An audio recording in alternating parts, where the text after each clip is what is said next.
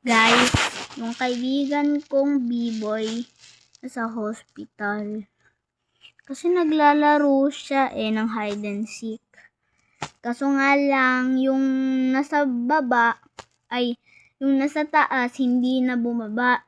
Nag-climb si B-boy. Tsaka nadulas siya, tsaka na ano siya ng bakal. Natamaan siya dito, tsaka merong dugong gumaganon.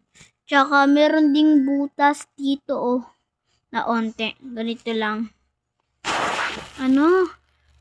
Nakikita ko siya, merong blood. Katulad sa akin, nagkaroon ako ng sugat.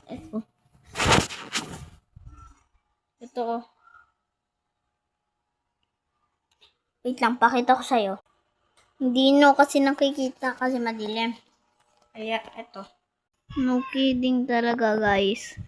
Sa hospital talaga siya, tsaka na-feel bad ko siya. Yeah.